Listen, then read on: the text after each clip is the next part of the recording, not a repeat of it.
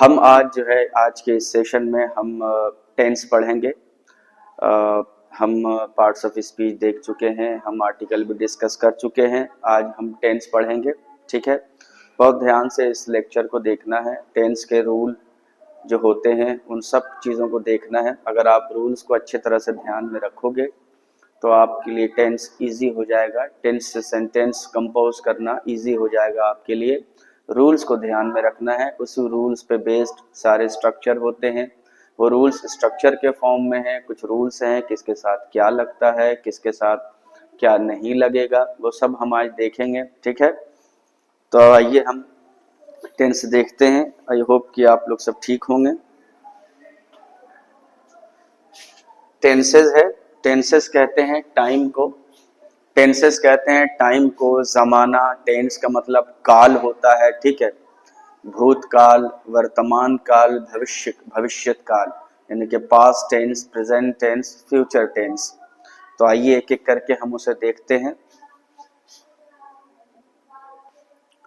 ये आपके सामने एग्जाम्पल है, 3 एग्जाम्पल हैं, जो तीनों एग्जाम्पल यानी कि तीनों सेंटेंस 3 काल को रिप्रेजेंट कर रहा है यहाँ पर। जैसे पहला देखिए, I write this letter to please you.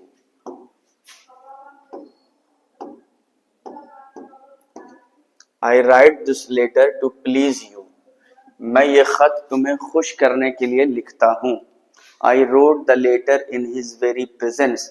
मैंने ये खत उसकी मौजूदगी में लिखा, मैंने ये खत उसकी उपस्थिति में लिखा। आई shall right another letter tomorrow. मैं कल दूसरा एक और खत लिखूंगा, दूसरा खत लिखूंगा। अब देखो, इसमें तीनों जो है, सेंटेंस 1 में जो वर्ब है यानी कि राइट, ये प्रेजेंट टाइम को रेफर कर रहा है, ठीक है।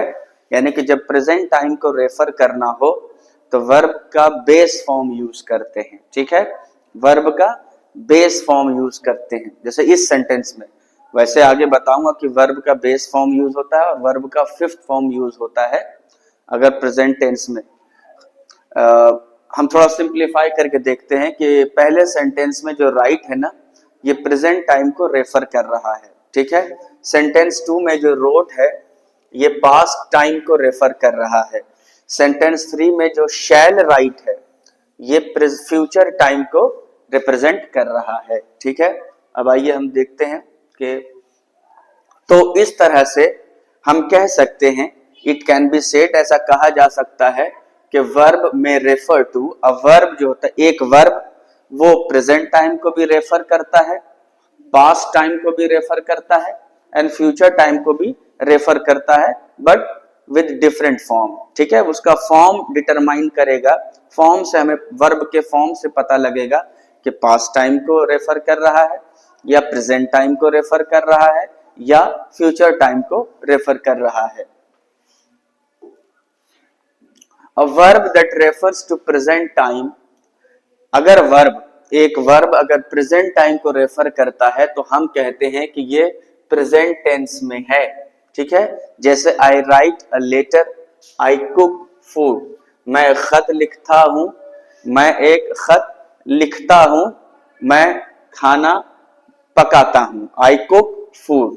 अ verb that refers to past time, और अगर वर्ब अगर पास्ट टाइम को रेफर करता है तो इसे कहते हैं past tense. I wrote a letter, मैंने एक खत लिखा। आई कुक्ड फूड, मैंने खाना पकाया। एक सेकंड,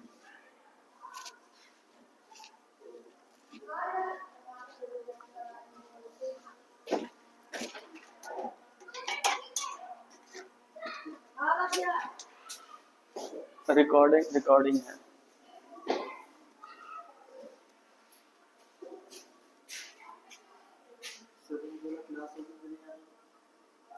अभी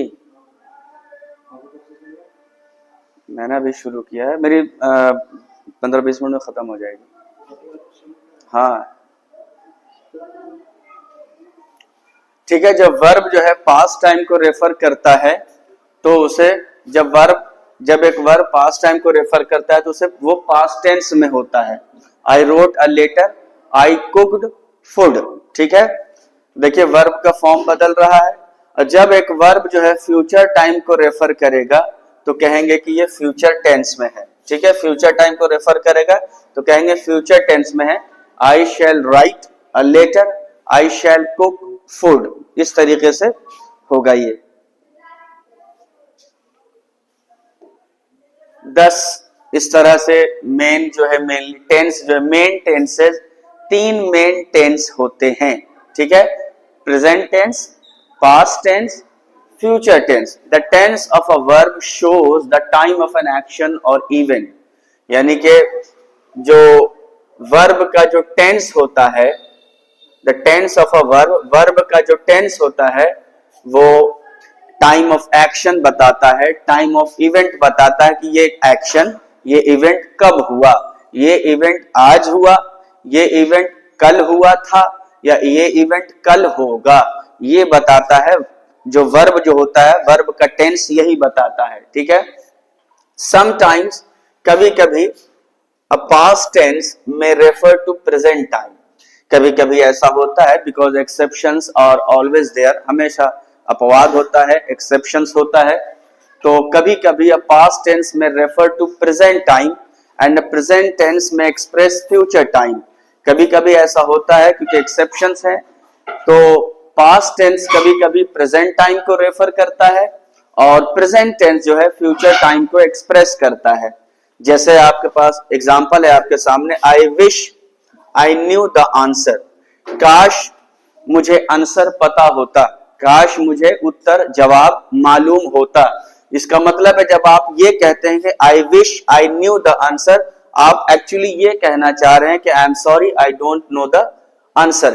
पास्ट टेंस से प्रेजेंट टाइम को रेफर किया जा रहा है। ठीक है, आई विश ये प्रेजेंट टेंस में है।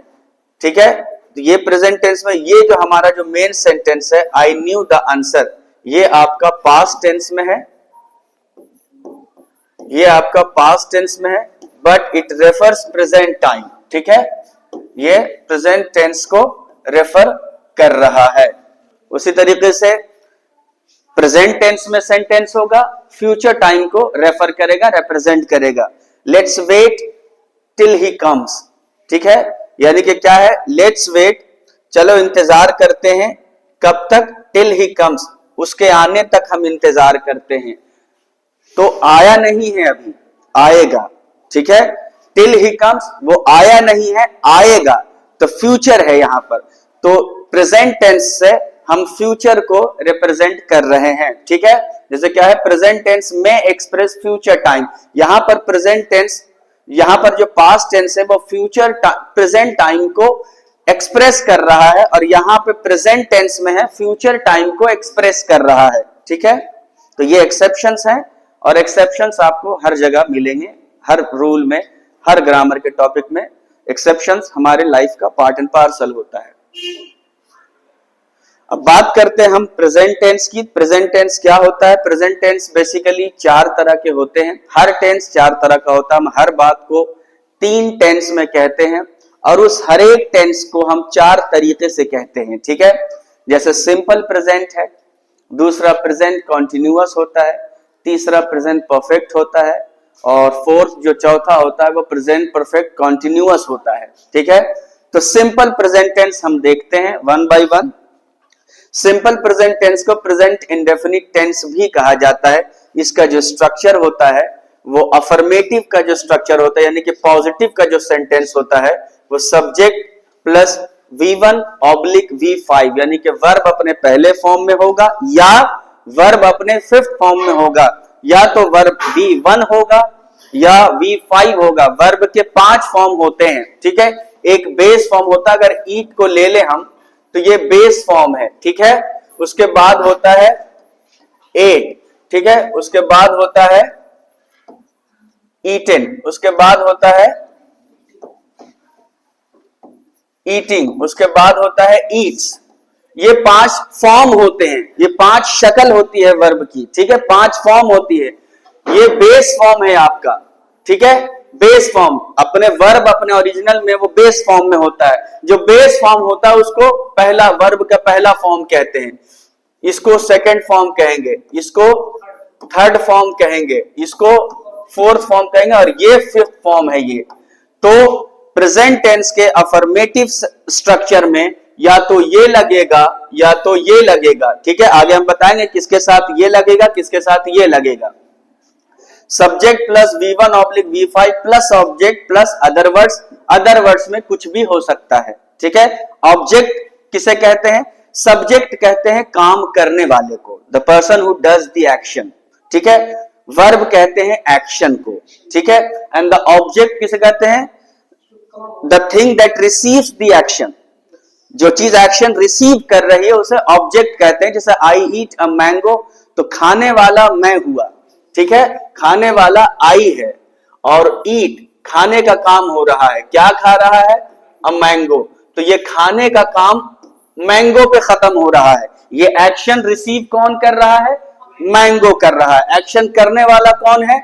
ये है, तो ये सब्जेक्ट हो गया, ये वर्ब हो गया, ठीक है। ये सब्जेक्ट, ये वर्ब और ये ऑब्जेक्ट हो गया, ठीक है। इसी तरह नेगेटिव, जब हम सिंपल प्रेजेंट को नेगेटिव में चेंज करते हैं तो सब्जेक्ट रहता है प्लस डू और डज आ जाता है। ये हमेशा याद रखना, डू और डज आ जाता है प्लस नॉट आएगा प्लस V1। जब डू और डज लगा देंगे तो वर्ब अपने बेस फॉर्म में आ जाएगा, ठीक है। यानी कि या तो डू लगेगा या तो डज लगेगा। अब इसका रूल यही है, जिसके साथ V1 लगता है उसके साथ डू लगेगा, जिसके साथ V5 लगता है उस सब्जेक्ट के साथ डज लगता है, ठीक है। अब आप देखो यहां V1 हो जाएगा क्योंकि अब ये वाला रूल खत्म हो गया।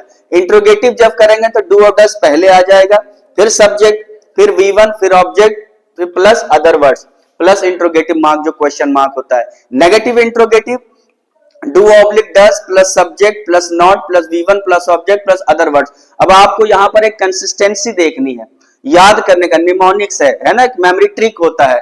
यहां पर तो आपने ये देख लिया, अब यहां पर V1, यहां पे V1, यहां पे V1। अब यहां पर कोई वर्ब का हमेशा बेस फॉर्म है, क्यों? इसकी वजह से, इसकी वजह से, इसकी वजह से, बिकॉज जब ये आ गया तो अब क्योंकि ऑलरेडी इसका फॉर्म अब बदलेगा, डू होगा या डज होगा, ये अपने बेस फॉर्म में रहेगा, ठीक है। तो हम सिंपल प्रेजेंट में भी किसी चीज को कहते हैं तो चार तरीके से कहते हैं। हां में कहते हैं, ना में कहते हैं, क्या में कहते हैं और क्या नहीं में कहते हैं, ठीक है। ठीक है, मैं एक, जैसे मैं एक अच्छा आदमी हूं, मैं एक अच्छा आदमी नहीं हूं। क्या मैं एक अच्छा आदमी हूं? क्या मैं अच्छा आदमी नहीं हूं? इसी तरीके से बात होती है। तो इसके चार स्ट्रक्चर होते हैं, बस आपने बस स्ट्रक्चर याद रखना है। Example, you eat junk foods, तुम जंक फूड्स खाते हो, ठीक है। अब जब नेगेटिव करेंगे, you don't eat junk foods. Do you eat junk foods, तुम जंक फूड्स खाते हो, तुम जंक फूड नहीं खाते हो। Do you eat junk foods, क्या तुम जंक फूड्स खाते हो। Do you not eat junk foods, क्या तुम जंक फूड्स नहीं खाते हो, ठीक है। अब ही प्लेस फुटबॉल, देखो यहां पे V1 का यूज हुआ है और यहां पे V5 का यूज हुआ है, ठीक है। ही प्लेस फुटबॉल।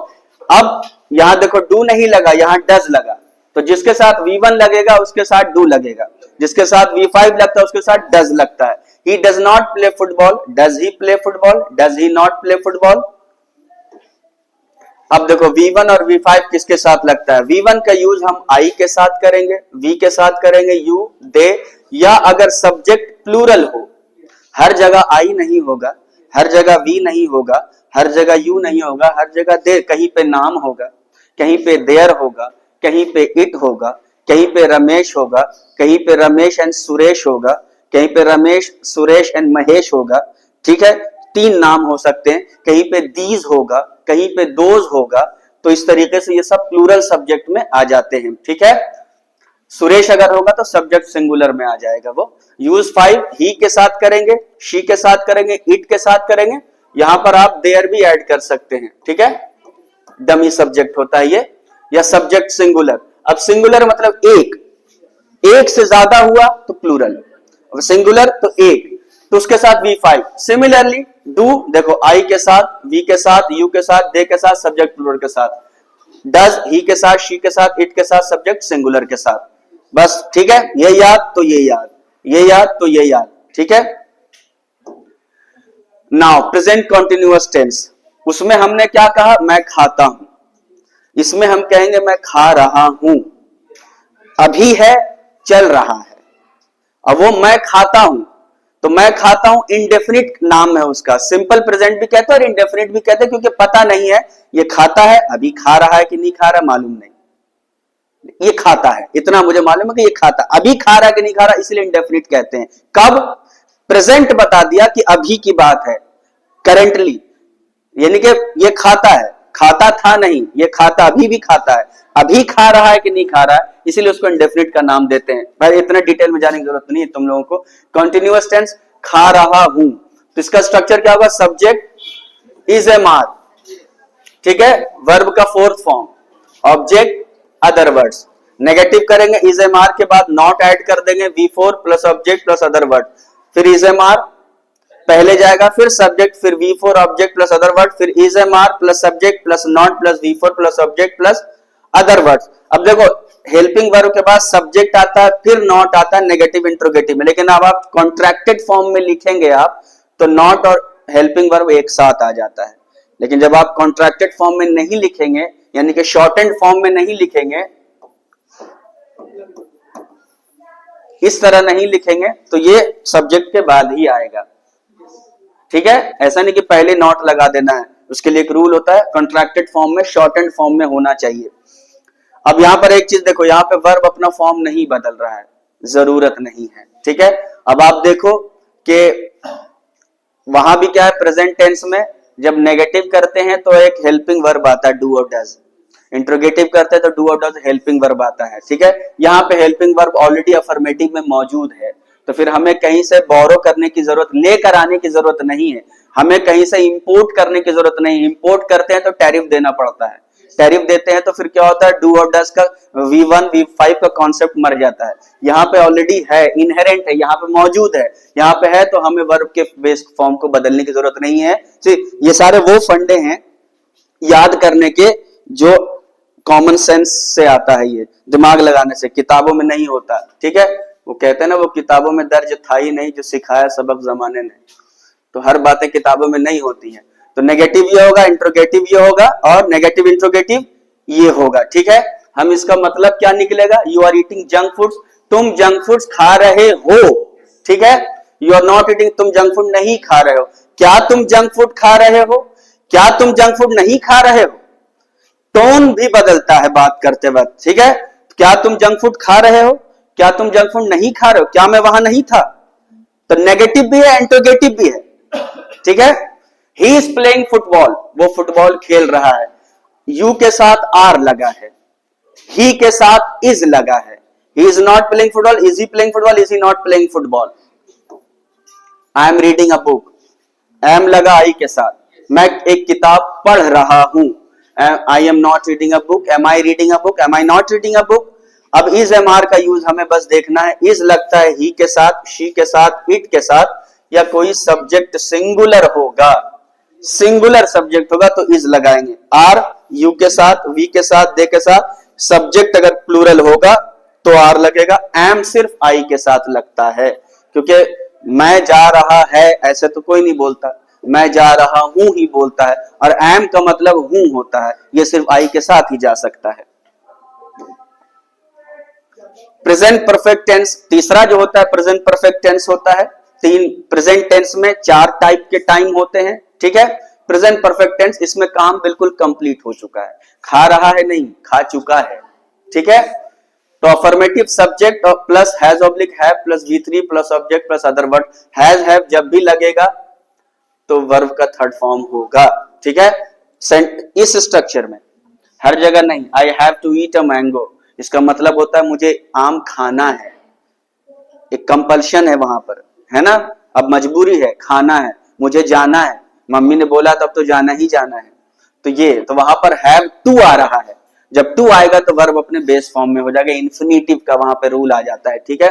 तो हैज हैव V3, जब इसको नेगेटिव में करेंगे तो has have plus not V3, बाकी सब ऐसे ही रहेगा। इंट्रोगेटिव करेंगे तो हैज हैव पहले आ जाएगा, देखो हमेशा इंट्रोगेटिव में हेल्पिंग वर्ब पहले आ रहा है, उसके बाद subject plus V3 plus object, क्योंकि हमने कहीं से कुछ इंपोर्ट नहीं किया है, यहाँ पे मौजूद था, सब हमने यहीं से करा है, तो कुछ भी बदलेगा नहीं।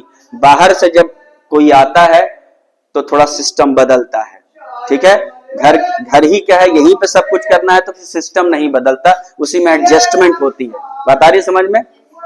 हैज है plus subject V3 plus negative interrogative has है plus subject plus not plus V3 plus subject plus other words. अब इस पर देख लेते हैं example. You have eaten junk food, तुम जंक फूड्स खा चुके हो या तुमने जंक फूड खाया है। ठीक है, तुमने जंक फूड खाया है, खाई हो, खा चुकी हो, खा चुके हो, सब आ जाएगा। You have not eaten junk, खा लिया है, तुमने जंक फूड खा लिया है।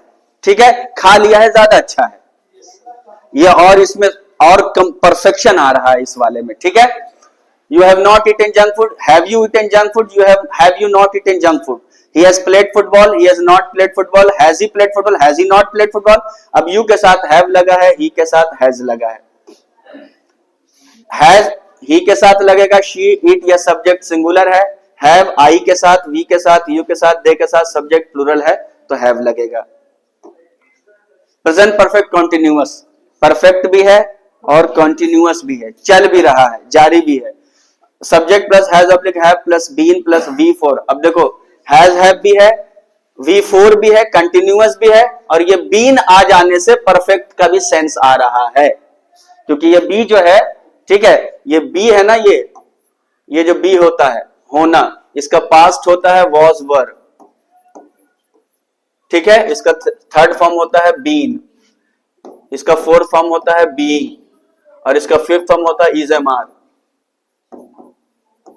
ठीक है, इज एम आर होता है ये, बस इतना जान लो, इसके लिए जानना है बस। ठीक है, बीन तो थर्ड फॉर्म आ गया, परफेक्ट का भी रूल हो गया पूरा, फोर्थ फॉर्म आ गया, कंटिन्यूअस का भी रूल पूरा हो गया। ठीक है, subject plus has oblique have plus not plus been plus V4 plus subject plus since oblique 4 plus other word.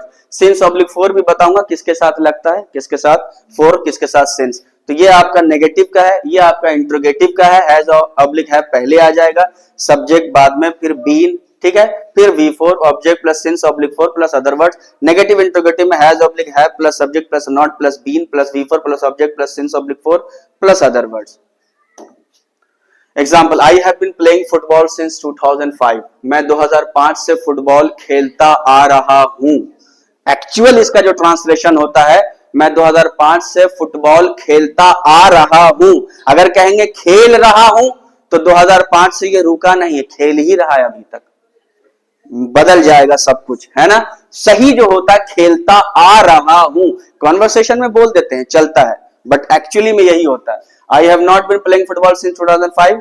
Have I been playing football since 2005? Have I not been playing football since 2005? He has been eating junk foods for 10 years. अब देखो यहाँ पे since लगा है, यहाँ पे for लगा है। He has not been eating junk food for 10 years. अब since और for का क्यों है ऐसा? क्योंकि 2005 से 2005 ये स्पेसिफिक पॉइंट ऑफ टाइम है। एग्जैक्टली कोई कंफ्यूजन नहीं है, कब से खेल रहा है, 2005 से खेल रहा है। ठीक है, यहां पे 10 सालों से खेल रहा है। हमें पीरियड ऑफ टाइम तो पता है, लेकिन ईयर नहीं मालूम, कोई स्पेसिफिक पॉइंट, पर्टिकुलर चीज हमें, मतलब पॉइंट ऑफ टाइम नहीं पता, हमें पीरियड ऑफ टाइम पता है। ठीक है, पॉइंट ऑफ टाइम नहीं पता, तो इसलिए 4 लगेगा। पीरियड ऑफ टाइम होगा तो 4, पॉइंट ऑफ टाइम होगा तो सिंस। ठीक है, with a definite point of time, 2008, 99, Monday, January, 10 o'clock, 10 बजे, डेफिनेट पॉइंट है। 8 PM मॉर्निंग, हाँ, फॉर द लास्ट 10 years, नहीं, पिछले 10 सालों से। मुझे एग्जैक्ट ईयर नहीं मालूम ना, अब मेरे पास टाइम नहीं कैलकुलेट करने का, बात समझे, मेरे पास टाइम नहीं कैलकुलेट करने का। एग्जैक्ट नहीं बताया आपने, आपने पीरियड ऑफ टाइम बताया, लमसम बताया आपने। ठीक है, सिंस मॉर्निंग, सुबह भी एक खास वक्त है, हर दिन के हर हिस्से को सुबह नहीं कहते। ठीक है, बदलता है। मॉर्निंग, चाइल्डहुड, ये भी एक स्टेज होता है इंसान की जिंदगी जो खास होता है। ठीक है, हमेशा हम बच्चे नहीं हैं, चाइल्डहुड नहीं रहता हमारा। एडल्टहुड, ये भी एक खास स्टेज है। ठीक है, तो सिंस चाइल्डहुड भी लगेगा। 4 पीरियड ऑफ टाइम के लिए, 5 hours, 10 years, 3 months, for a long time and for many years. ठीक है, दैट्स इट।